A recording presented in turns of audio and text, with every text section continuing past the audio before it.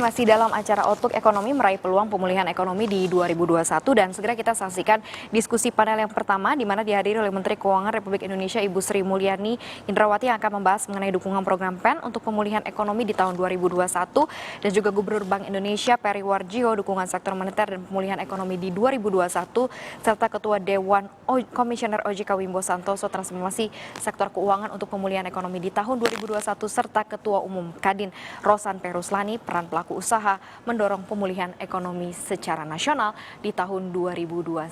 Selamat menyaksikan. Kami untuk pemulihan ekonomi 2021 ada 3 alasan penting yang nanti saya sampaikan kenapa kami optimis outlook pemulihan ekonomi Indonesia di 2021 dan kedua adalah dukungan penuh dari Bank Indonesia dalam sinergi kebijakan ekonomi nasional untuk mendukung pemulihan ekonomi. Ada 5 kebijakan pokok dari Bank Indonesia yang bersama-sama Bu Menteri, Pak Menko, Pak Ketua OJK maupun berbagai pihak termasuk juga Pak Rosan untuk sama-sama membangun optimisme pemulihan ekonomi Indonesia. Saya akan mulai yang pertama. Kami dari Bank Indonesia melihat dan juga optimis bahwa perbaikan ekonomi itu sudah berlangsung dan pemulihan ekonomi di tahun 2021 akan semakin baik. Kami perkirakan insya Allah pertumbuhan ekonomi akan mulai positif meskipun kecil di triwulan 4 dan akan meningkat sekitar 4,8 sampai dengan 5,8% di tahun 2021.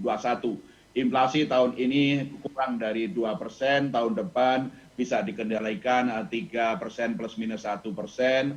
Kemudian defisit transisi berjalan tahun ini di bawah 1,5% dari PDB dan insya Allah tahun depan adalah berkisar antara 1 sampai 2% dari PDB dan kami juga perkirakan, tentu saja Pak Wimbo nanti akan menyampaikan secara detail bahwa kredit tahun depan itu bisa tumbuh sekitar 7 sampai 9%.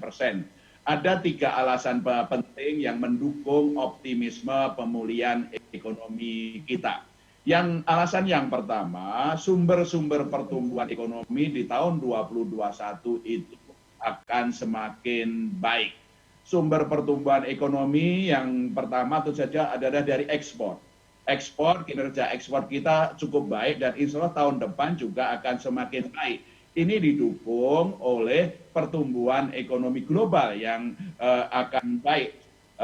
Seperti tahun 2021 kami perkirakan pertumbuhan ekonomi global itu 5%, tahun ini kontraksi minus 3,8%. Terutama adalah mitra-mitra dagang utama kita. Tiongkok bisa tumbuh 7,8% dan juga Amerika 4,3%. Ini adalah sumber pertumbuhan ekonomi dari ekspor. Sumber pertumbuhan ekonomi yang kedua tentu saja adalah dari konsumsi, baik swasta maupun pemerintah. Terima kasih kepada Pak Pemerintah, Bu Menteri Keuangan. Stimulus dari fiskal untuk mendukung pelindungan sosial itu terus berlangsung dan ini mendukung konsumsi. Dan sumber pertumbuhan ekonomi yang ketiga adalah dari investasi. Baik dari belanja modal pemerintah, infrastruktur yang besar, tadi sudah dijelaskan Bu Menteri Keuangan, dan juga investasi swasta karena Undang-Undang Cipta Kerja. Itu alasan pertama kenapa kami optimis bahwa pemulihan ekonomi Indonesia akan semakin baik. Bersumber dari konsumsi, investasi, dan ekspor. Alasan yang kedua adalah adanya vaksinasi.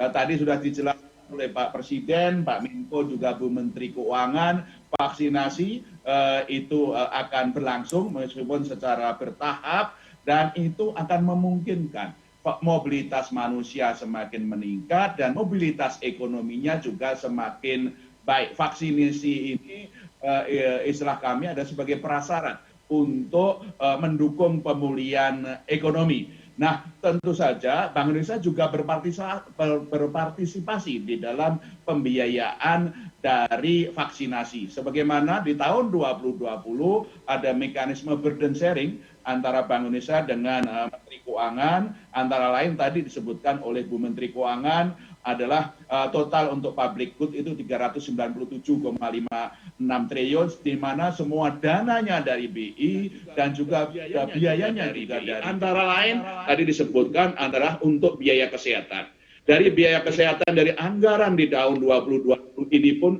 tadi disebutkan oleh Bu Menteri Keuangan tidak semuanya bisa dipakai dan itu akan di carry over di tahun 2021 untuk mendanai vaksinasi tadi. Dan ini tentu saja wujud komitmen Bank Indonesia untuk mendanai vaksinasi berkoordinasi dengan pemerintah melalui Ibu Menteri Keuangan. Dan dengan adanya vaksinasi tentu saja sektor-sektor secara bertahap akan bisa dibuka dan melakukan produksi dan investasi lebih baik. Sektor-sektor yang tentu saja bisa mendukung pertumbuhan PDB dan ekspor.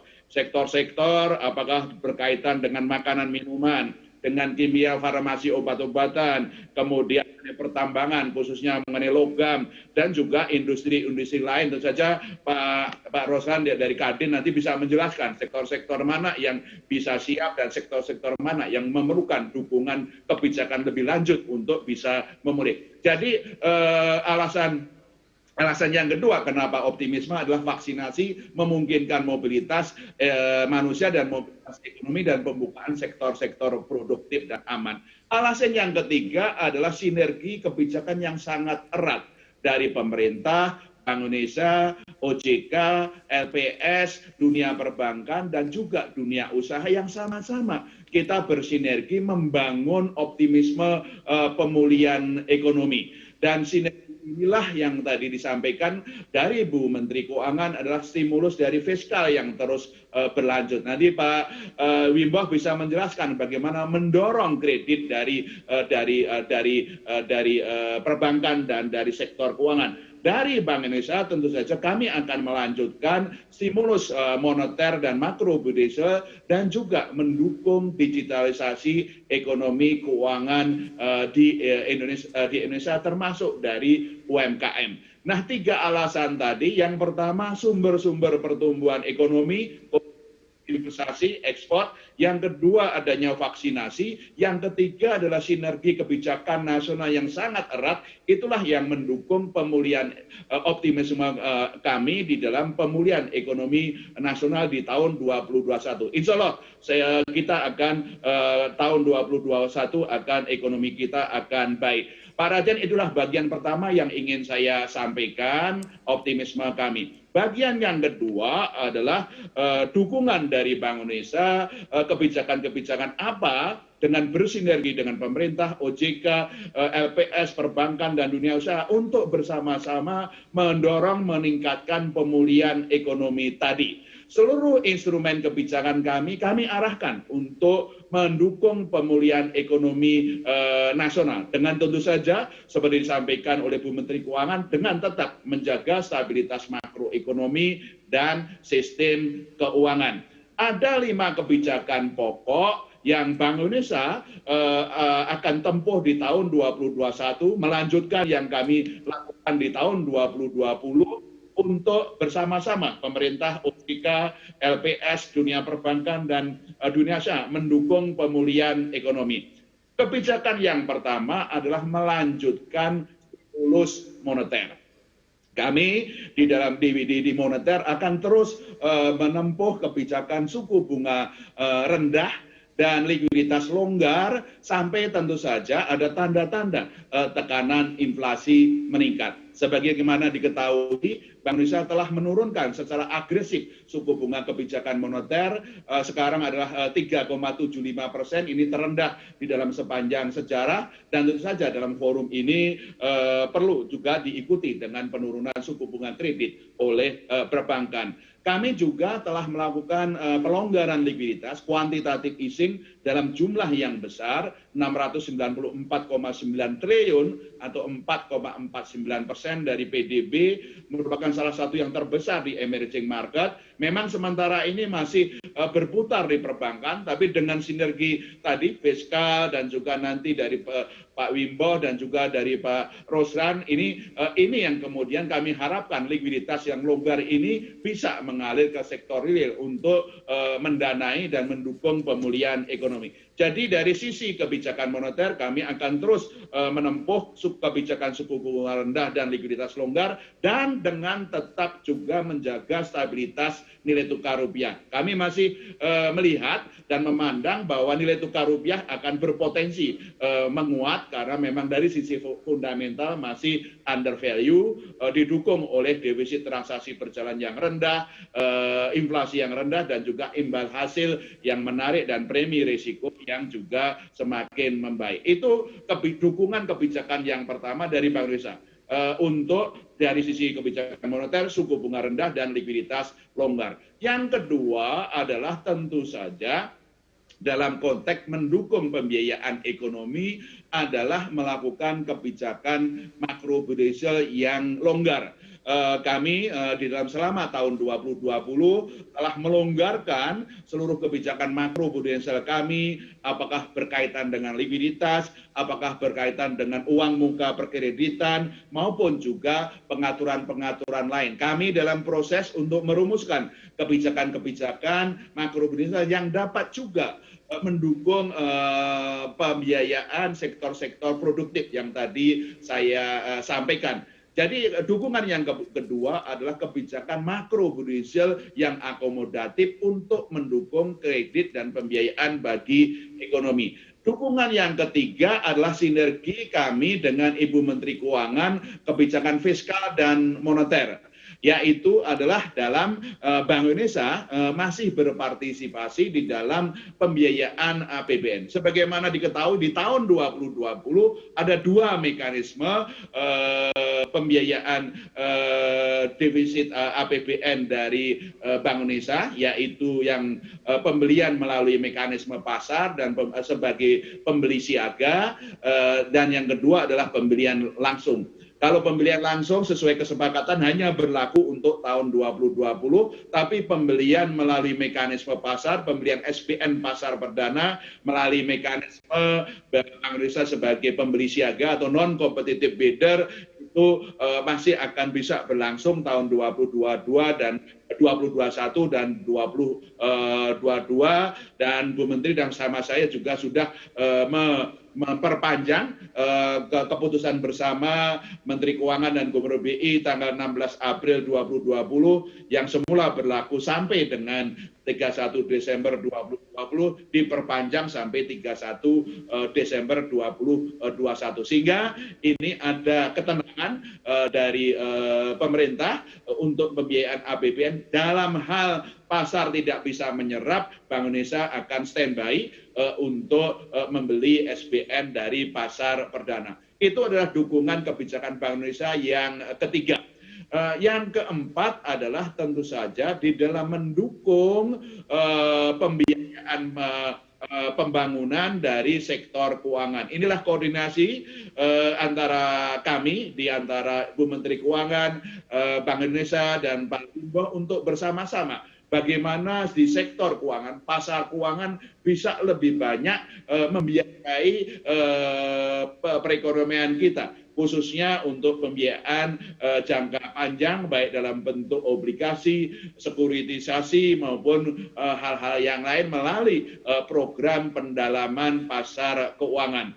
Koordinasi terus dilakukan agar pembiayaan jangka panjang terus diperluas, dan dalam hal ini Bank Indonesia mendukung melalui blueprint kami pengembangan pasar uang yang semakin meningkatkan likuiditas transaksi maupun juga infrastruktur pasar uang agar mampu mendukung pembiayaan pembangunan jangka panjang. Nah, dukungan kebijakan yang kelima adalah tentu saja di dalam mendukung ekonomi keuangan digital. Ekonomi keuangan digital itu meningkat sangat cepat, sangat tinggi, baik dalam bentuk pertumbuhan mengenai e-commerce, uang elektronik maupun digital banking. Kecepatannya sangat sangat tinggi di balik pandemi Covid, dan karena itu telah lama Bank Indonesia mendukung digitalisasi ekonomi keuangan digital termasuk untuk UMKM dan sektor retail, yaitu melalui digitalisasi sistem pembayaran. Kami akan QR Indonesian Standard untuk mendukung digitalisasi sektor UMKM yang tahun ini 5,2 juta UMKM telah terregister secara nasional. Kami targetkan bisa meningkat 12 juta merchant UMKM bisa kemudian tersambungkan dengan platform-platform digital.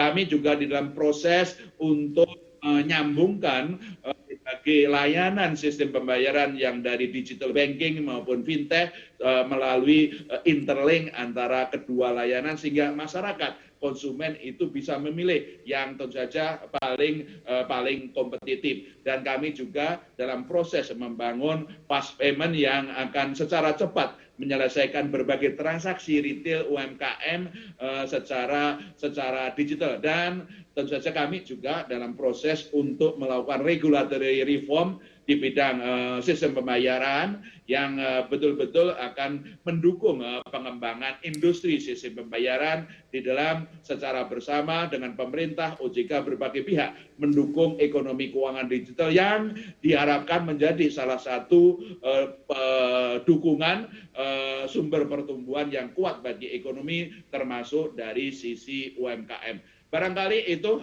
dapat kami sampaikan, Pak Raden Pardede dan Ibu Bapak sekalian. Satu, saya ulangi, Bank Indonesia optimisme bahwa tahun 2021 akan lebih baik. Yang kedua, Bank Indonesia mendukung penuh bersinergi dengan pemerintah, OJK, dan berbagai pihak bersama-sama mendukung pemulihan ekonomi dengan 5 kebijakan, baik dari sisi moneter, makroprudensial, kemudian koordinasi fiskal moneter yang sangat erat, pendalaman pasar keuangan, dan juga digitalisasi sistem pembayaran. Sekian, terima kasih. Wassalamualaikum warahmatullahi wabarakatuh. Terima kasih Bapak Gubernur Bank Indonesia. Terima kasih Bapak Peri Warjio. Kita sudah mendengarkan tadi bagaimana respons dari kebijakan fiskal terhadap persoalan yang kita hadapi dan juga bagaimana respon terhadap pemulihan ekonomi di tahun 2021. Demikian juga kita sudah barusan mendengar dari Gubernur Bank Indonesia. Sekarang kita akan selanjutnya mendengar dari Ketua Dewan Komisioner OJK, bagaimana respon dan juga transformasi di sektor keuangan untuk mendukung pemulihan ekonomi di tahun 2021. Kami persilahkan Pak Wimbo. Oke. Terima kasih Pak Raden. Assalamualaikum warahmatullahi wabarakatuh. Selamat pagi, salam sejahtera buat kita semua. Om Swastiastu, Namo Buddhaya, salam kebajikan. Yang kami muliakan dan banggakan Bapak Insinyur Joko Widodo, Presiden Republik Indonesia. Yang kami hormati juga Bapak Erlangga Hartarto, Menteri Koordinator Bidang Perekonomian Republik Indonesia. Ya. Yang kami hormati para panelis, kebetulan tadi sudah ada Bu Sri Mulyani, Menteri Keuangan, Bapak Gubernur Peri Warjio, ya. Dan di sini juga ada nanti Bu Siti Nurbaya Abu Bakar, Menteri Lingkungan Hidup dan Kehutanan Republik Indonesia. Dan juga ada Ibu Ida Fauziah, Menteri Tenaga Kerja Republik Indonesia, dan juga mestinya ada Pak Roslani, Ketua Umum Kadin, ya, dan Ibu Nike Widiawati, ya, Dirut Pertamina, Ibu Rini Wirahadikusuma, Rektor ITB, dan bersama kami ini juga Pak Raden, ya, dan juga Bapak Ibu sekalian yang berbahagia.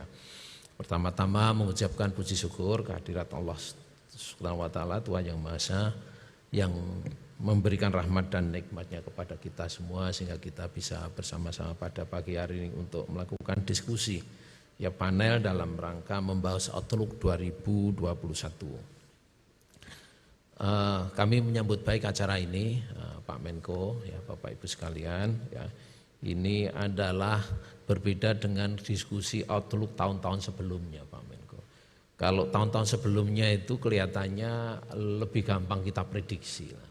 Yang sekarang ini memang sulit, tapi kita harus melakukan dan kita harus bersinergi. Ini adalah poin yang penting yang harus kita lakukan. Sehingga kami dari OJK dengan tagline, ya kita harus mentransformasi sektor jasa keuangan untuk mendukung percepatan pemulihan ekonomi ini. Ya, harus dilakukan.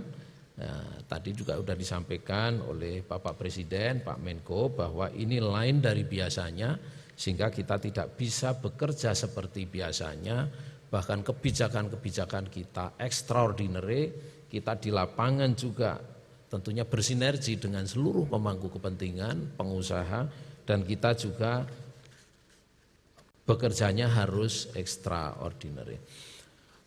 Bapak Menko, Bapak Ibu sekalian yang berbahagia, kami akan mulai dari satu review apa yang telah kita lakukan selama masa pandemi ini. Dengan kuadran ini kita bisa mengcap apa-apa yang kita lakukan, ya, dan bagaimana kita bersinergi sampai kepada bagaimana kebijakan pemulihan. Ya. Kita tahu bahwa pandemi COVID ini di luar dugaan, ya, tidak pernah kita prediksi, tidak ada rumusnya, masuknya lewat mana, bahkan tidak kelihatan, tahu-tahu orang kena sakit. Dan kebijakan di seluruh dunia sama, ya udahlah, mengurangi interaksi. Nah, konsekuensinya pasti kepada berbagai aktivitas ekonomi yang biasanya jalan baik menjadi terkendala. Ya, hotel tidak ada yang nginep, restoran tidak ada yang makan, ya, transportasi tidak ada yang naik, ya, karena semua di rumah. Ya, dan kita, tapi juga ada positifnya bahwa semua serba teknologi. Nah, ini semua mengakibatkan bagaimana kebijakan kita agar dampak ini tidak mematikan. Bahkan tidak mematikan kepada manusia, tidak mematikan sektor keuangan, tidak mematikan sektor real. Apa yang kita lakukan? Berbagai hal mungkin kami batasin aja dalam kaitannya ekonomi keuangan, karena kalau tidak mematikan pasti itu bagaimana penanganan COVID, bagaimana itu bansos, itu semua dilakukan. Nah, ini kami pertama yang kami lakukan, kita jaga agar ya tidak menjadi default. Ya. Yang tidak menjadi default itu bukan saja sektor keuangannya, tapi juga nasabahnya. Kalau bisnis biasa, ketentuan biasa pasti default. Ya. Sehingga kita tahan, kita sanggah, jangan menjadi default. Dengan berbagai kebijakan kita. Ya. Dan di samping itu pasar modal jangan sampai terjadi terkontraksi besar. Ya. Karena apa? Karena kalau kontraksi besar itu sahamnya langsung terkoreksi besar sekali. Sehingga kebijakan pasar modal kita lakukan, ya berbagai kebijakan agar ketahan tidak terlalu dalam, ya, dan sempat meskipun turun menjadi di bawah 4.000, tapi sekarang alhamdulillah dengan berbagai kebijakan kita, ya, sehingga menjadi positif dan sekarang sudah di atas 6.000 indeksnya. Nah, untuk lembaga keuangan supaya tidak default, POJK 11 ya pada bulan Maret kita keluarkan agar menahan, ya, nasabah dulu jangan dikategorikan menjadi non lancar. Karena kalau dikategorikan non lancar, nunggak 3 bulan, karena sebagian besar pasti nunggak.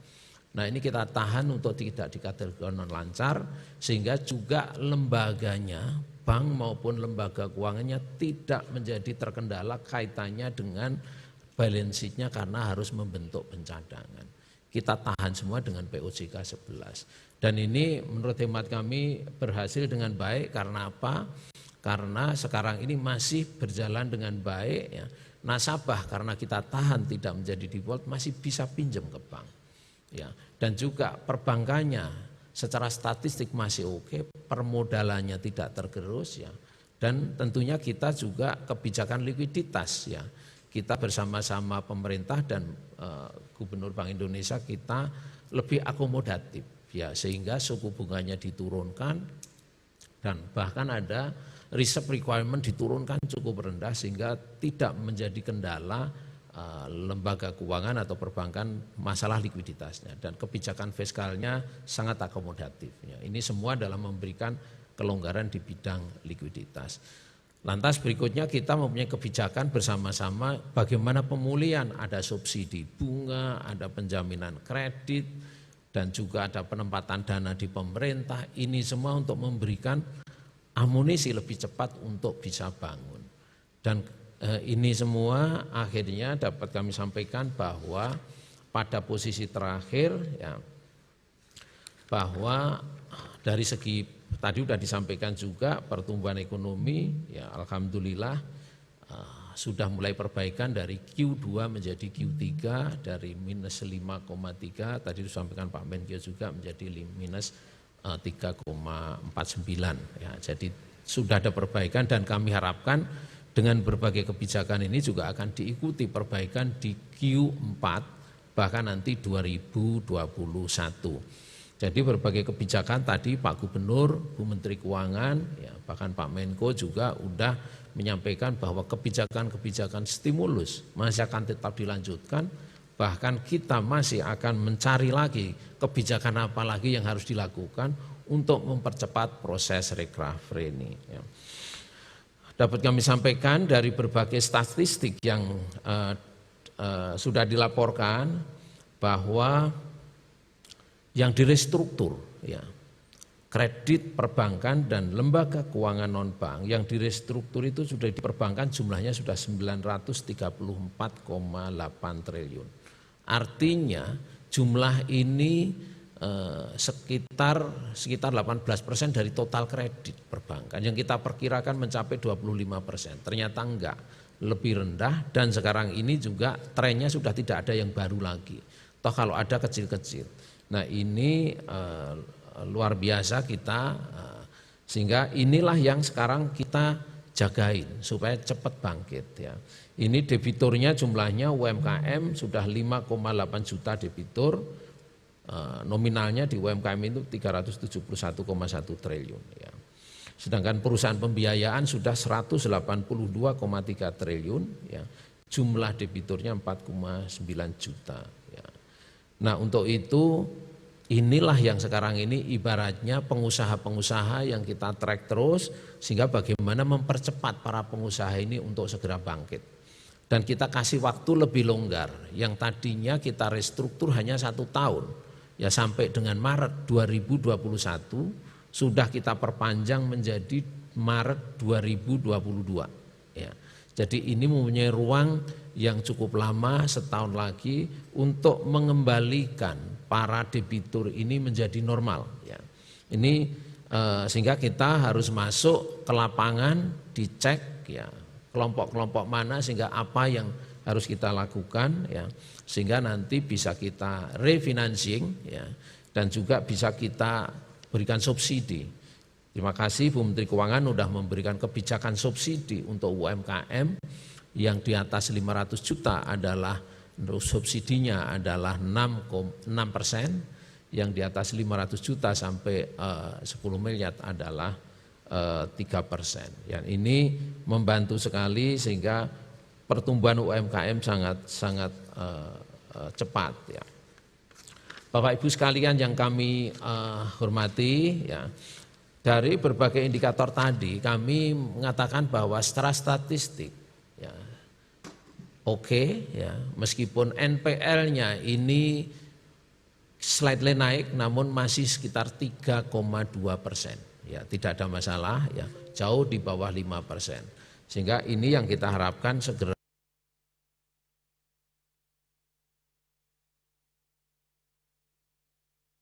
stimulus dari Bank Sentral dan pemerintah untuk meredakan likuiditas baik melalui dengan suku bunga yang lebih rendah, GWM ditahan rendah dan juga budget defisit dari fiskal.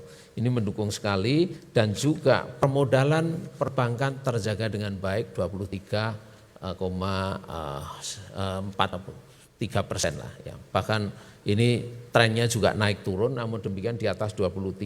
Ini jauh di bawah minimal 12%. Dapat kami sampaikan beberapa indikasi ke depan. Kalau kita lihat tadi Bu Menteri Keuangan sudah menyampaikan juga kinerja manufaktur menunjukkan perbaikan di mana PMI sektor manufaktur Indonesia meningkat ya dari sebelumnya 4,7 di bulan Oktober ke level 50,1 di bulan November. Dan ini trennya akan terus meningkat.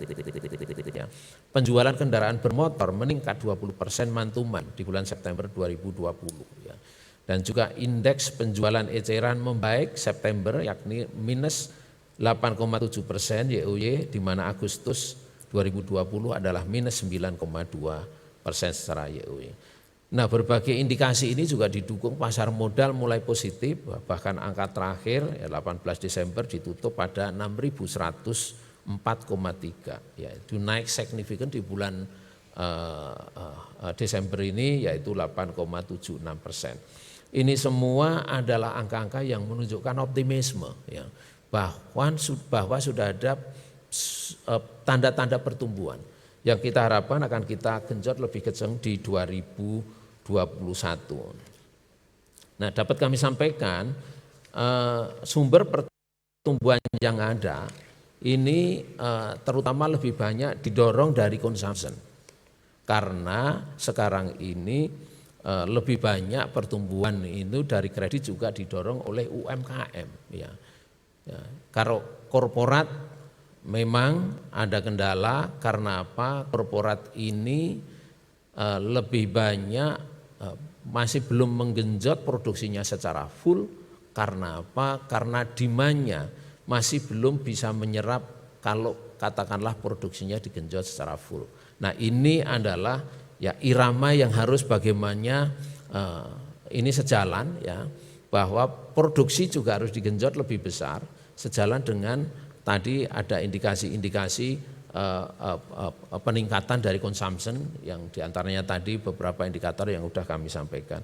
Ini adalah hal yang harus kita lakukan dan kita akan bersama-sama dengan perbankan dan sektor real untuk ini bisa melakukan. Dari segi supply tidak ada masalah, likuiditas cukup, permodalan cukup, semua proses dipermudah, tidak ada kesulitan, bahkan untuk UMKM dicari subsidi. Namun demikian memang begitu kita masuk kepada perusahaan-perusahaan komersil, ya, maupun yang korporat besar, ini masih ada nuansa wait and see, ya, karena masih belum bisa menggenjot produksinya. Hotel juga belum full buka, ya, karena kemarin kami mencoba untuk melihat di Denpasar, ya, masih belum full, ya, bahkan juga masih setengah-setengah, ya. Nah, ini karena memang artinya penggunanya belum full. Pesawat juga belum full betul, sudah ada perbaikan namun demikian. Sehingga inilah yang sekarang ini bagaimana kita bisa memberikan optimisme untuk menggenjot, ya, agar demand-nya juga naik dan juga produksinya juga naik, ya. Nah, ada beberapa hal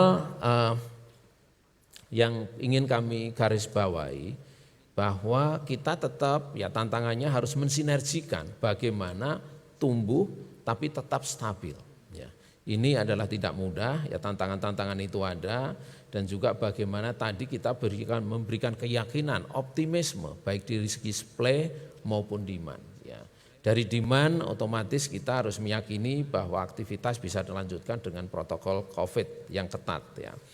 Dan juga bagaimana semua realokasi pembiayaan ini kepada sektor-sektor yang betul-betul memberikan multiplier pencerapan tenaga kerja.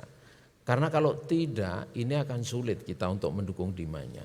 Nah, untuk itu kami menyambut baik Undang-Undang Cipta Kerja, sehingga nanti alokasi pembiayaan dan prioritas menyerap tenaga kerja dan orientasi ekspor, ya.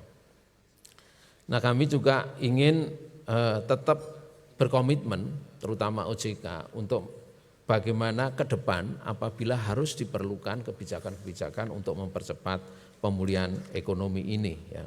Untuk itu kami menyampaikan beberapa hal yang akan kami menjadi prioritas di 2021 agar perekonomian kita bisa lebih cepat dan lebih baik, ya. Kita akan tetap fokus kepada UMKM, ya, dengan juga menerapkan teknologi baik akses maupun penilaian, dan juga kita memperluas akses bukan hanya perbankan tapi juga melalui pasar modal, ya, terutama anak-anak milenial yang apabila ke perbankan ada terkendala masalah kredit record, masalah jaminan dan sebagainya, dengan memperluas penggunaan equity crowdfunding dan juga security crowdfunding. Silahkan, ini bahkan Pak Menko nanti akan kita launch kita di awal tahun untuk security crowdfunding. Nanti mohon nanti tolong disebarluaskan Jadi anak-anak muda yang mempunyai SPK dari pemerintah maupun SPK dari proyek-proyek yang betul-betul proyek yang risikonya kecil, ini bisa kita kalau ke perbankan ada kendala berbagai macam, kita dengan menggunakan security crowdfunding. Dan ini POJK-nya sebenarnya sudah kita siapkan, saya nggak tahu apakah bahkan mungkin sudah dikeluarkan ya, tapi kita launchingnya nanti akan di awal tahun ya. Dan kita juga kita akan meredesain sektor keuangan kita. Inilah waktunya. Ya, keuangan kita harus kita transform untuk menjadi yang lebih agile, untuk merespon kebutuhan pembiayaan masyarakat dan servis ini. Dan pasti jawabnya jelas bahwa kita akan mengandalkan kepada pengembangan digitalisasi. Ya, baik kepada akses dari peminjam maupun tabungan, maupun semua servicesnya akan kita dorong kepada digitalisasi. Apabila ada kendala silahkan ya, nanti bisa kita bicarakan bagaimana kita mengatasinya, terutama dari segi perundang-undangan, dan bahkan kita akan mendorong even itu bank kecil, bank BPR untuk menerapkan digital ya, agar bisa memberikan service level yang sama dengan bank-bank besar, dan kita bisa melakukan sinergi antara BPR, bank besar ya, dan juga bagaimana platform teknologi kita siapkan bersama-sama dengan Kominfo untuk bisa masuk ke seluruh daerah terpencil.